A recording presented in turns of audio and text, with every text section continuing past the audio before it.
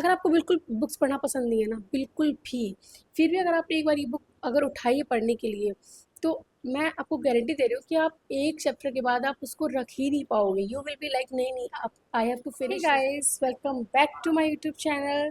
आई hope आप सभी लोग बहुत अच्छे होंगे, बहुत मज़े कर रहे होंगे। सो ठीक है, तो मैं आपको बता देती हूँ कि आज का वीडियो किस बारे में होने वाला है। आज का वीडियो है उन लोगों के लिए जो बुक्स पढ़ना तो चाहते हैं बट उनको नहीं पता कि वो कौन सी बुक्स पढ़ें, क्योंकि उनको लगता है कि बुक्स पढ़ना एक बहुत ही बोरिंग काम है। बुक्स पढ़ना इज़ वेरी डिफ़िकल्ट, और अगर वो बुक पढ़ना भी चाहते हैं तो उनको पता ही नहीं कि वो कौन सी बुक पढ़ें। सो इसके लिए मैंने एक सोल्यूशन निकाला है। मैं आज आपको वो बुक सजेस्ट करूँगी जो कि बिल्कुल ईजी टू रीड हैं और बहुत ही मतलब अगर आप एक बार पढ़ना शुरू कर दोगे ना तो आप खुद मतलब उसको बुक को रख ही नहीं पाओगे। और जो अभी तक आप एक्सक्यूज देते हो ना कि आपको पता नहीं है कि कौन सी बुक पढ़ी जाए या यू आर कंफ्यूज्ड और which book you should pick up to read, so आज की वीडियो के बाद आप ये एक्सक्यूज नहीं दे पाओगे। Because in today's video I'm gonna recommend you six, sorry, let me count. Because in today's video I'm gonna recommend you 6 amazing books जो कि आप कभी भी पढ़ सकते हो. So without wasting any of your time, let's start this video. As you guys can see that हमारा room change हो चुका है. सो जो अब आगे की जितनी भी क्लिप्स हैं ये मैं अलग डे पे शूट कर रही हूँ, बिकॉज उस दिन जिस दिन मैं ये वीडियो शूट करने वाली थी उस दिन कुछ रीजंस की वजह से मैं वो शूट नहीं कर पाई. So today I am going to shoot the rest of the video.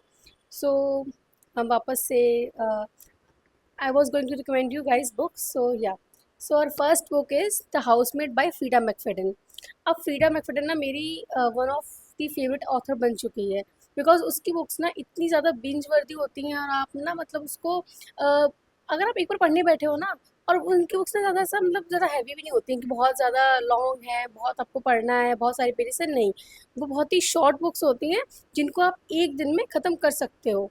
And इस बुक के बारे में इसका बेसिकली इसकी स्टोरी ये है कि there is a girl name Millie जिसका एक ट्रबल्ड पास्ट होता है, and now she wants to have a stable life, stable career. तो वो एक घर में एक हाउसमेट की जॉब एक्सेप्ट करती है.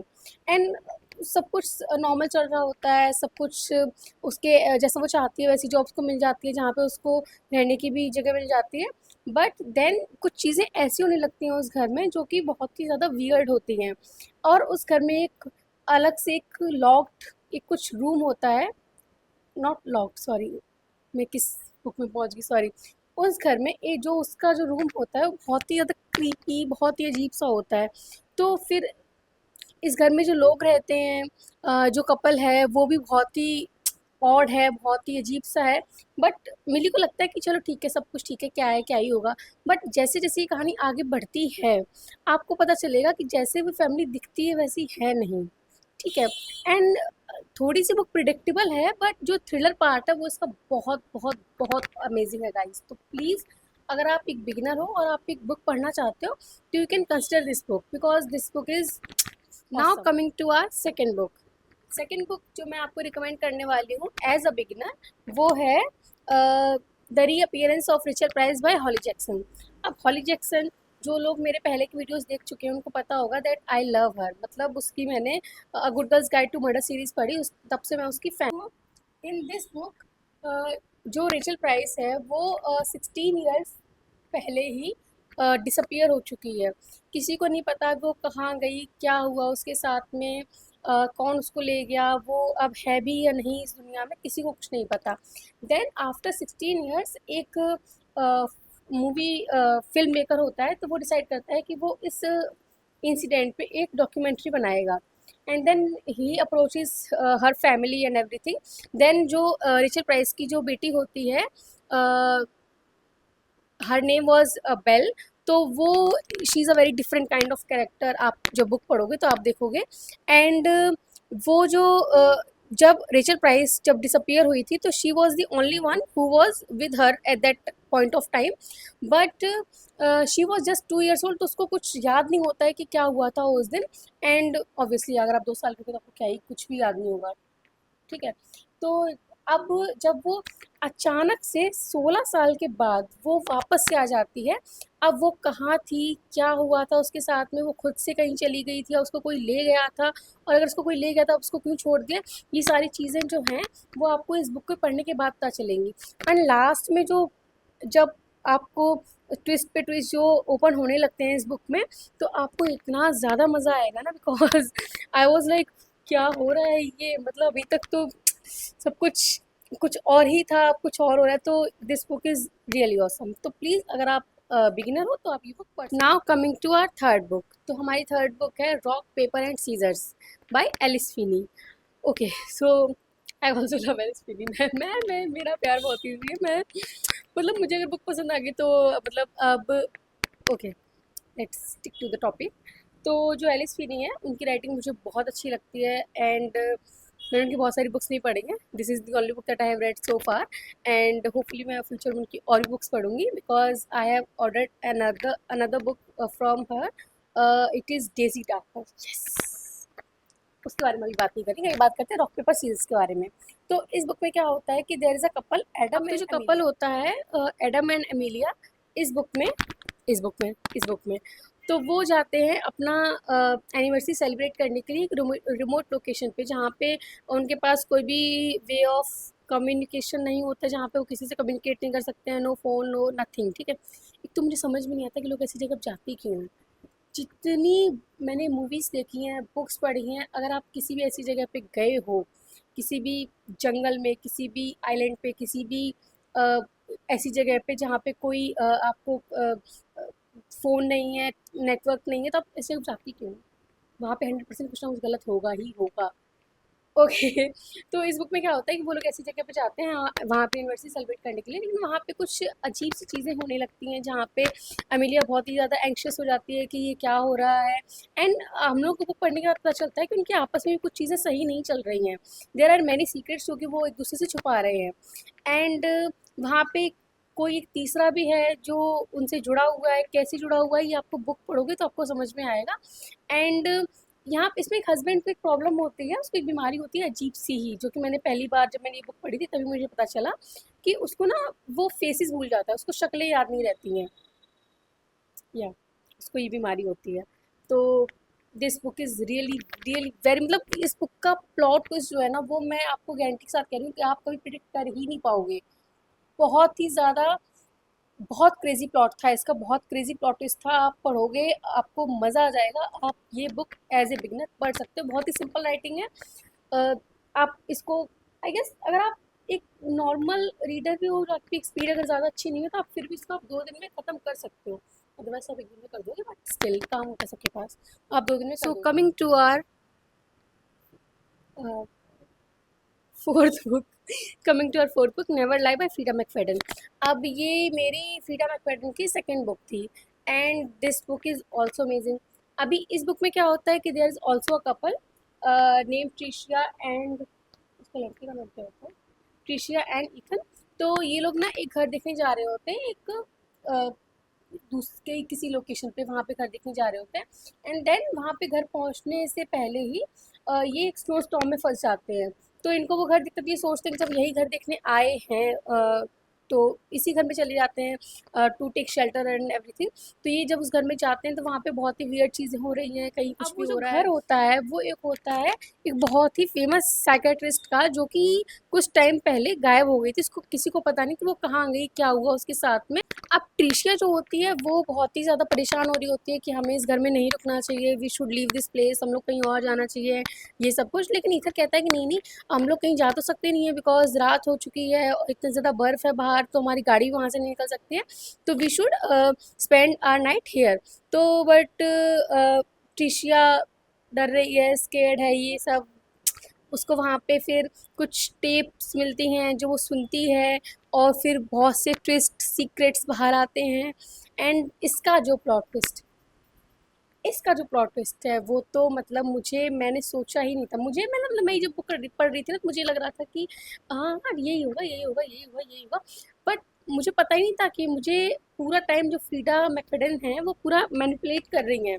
As a reader I was manipulated कि हाँ ये है, बट वो नहीं था। कुछ कुछ अलग ही ट्विस्ट था उसमें। तो please you can read this book. बहुत ही छोटी सी बुक है, शॉर्ट है, आप एक दिन में ख़त्म कर लोगे। एंड अगर अब आप अगर एक बार पढ़ने बैठ गए ना तो फिर आपको मतलब उठने का आपका खुद ही मन नहीं करेगा, आप सोचोगे नहीं नहीं प्लीज़ इसको तो मतलब ख़त्म करना ही है। Now coming to our fifth book. Fifth है, मुझे पता है इस बार फिफ्थ बुक है, ठीक है। तो फिफ्थ बुक है and then then she was gone by Lisa Jewell. अब ये बुक मैंने ख़त्म करी थी 2 दिन में। अब मेरे पास घर के काम मतलब मेरे पास खुद के काम ना हो कुछ अलग से तो मैं इसको एक दिन में ख़त्म कर दूँ, बट स्टिल मैंने इसको 2 दिन में ख़त्म किया था। और मैं ट्रैवल कर रही थी, बट मेरा मन तो मतलब किसी और चीज़ में लग ही नहीं रहा था। मुझे लग रहा था कि यार ये इस बुक में क्या हो रहा है, क्या होगा, क्या होगा, क्या है इसका मतलब, क्या हुआ, क्या हुआ, क्या हुआ। तो ऐसे करके मैंने ये बुक अपने ट्रैवल टाइम में ही ख़त्म कर दी थी। मैं बस में हूँ, मैं पढ़ रही हूँ, मैं ट्रेन में हूँ, मैं पढ़ रही हूँ, मैं ऑटो में हूँ, मैं पढ़ रही हूँ। तो मतलब ऐसे करके मैंने इस बुक को फिनिश करा था, because this book was so interesting, so intriguing. मतलब मुझे लग रहा था कि I have to finish this book, I have to know कि क्या क्या है इस बुक में, क्या ट्विस्ट है। तो इस बुक का प्लॉट, इस बुक में क्या होता है कि देयर इज़ अ गर्ल जो कि 15 ईयर्स की होती है एंड वो डिसअपियर हो जाती है। पर ज़्यादा प्लॉट ना डिसअपियर, ठीक है, पर वो डिसअपियर हो जाती है।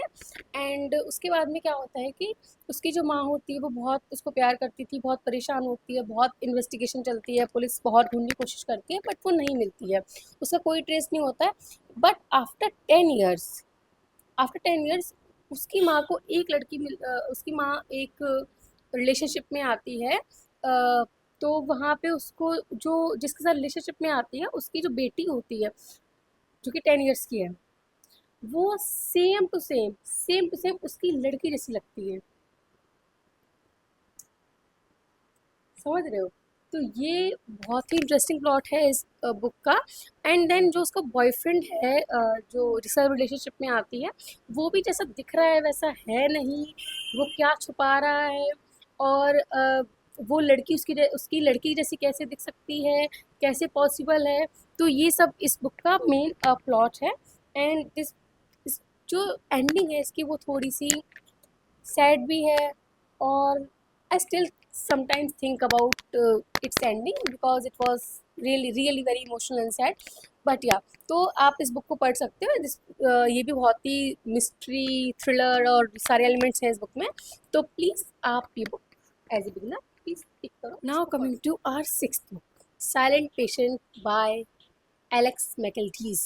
नाम हो सकता है गलत बोला हो पर बुक का नाम एकदम सही बोला है। ये बुक जब मैंने 2025 में अपनी रीडिंग जर्नी रिज्यूम करी थी तो जो पहली बुक थी वो मैंने पढ़ी थी गुनाहों का देवता। ठीक है, सिर्फ ये देखने के लिए कि क्या मैं पढ़ना कंटिन्यू कर पाऊँगी, ऐसा नहीं हो कि मैं बुक्स मंगा के रख लूँ मैं पढ़ नहीं पाऊँ।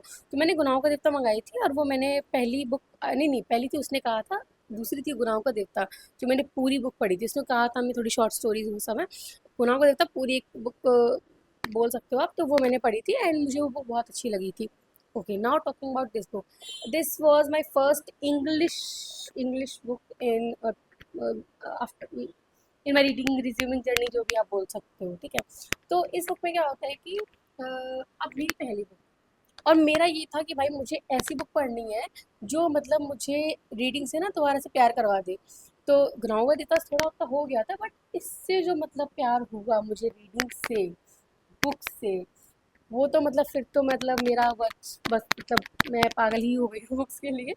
तो मैंने बहुत सारा यूट्यूब पे सर्च किया कि which book should I read, which book is best for beginners और बेस्ट सस्पेंस मिस्ट्री बुक, ये सब चीज़ें मैंने सर्च करी।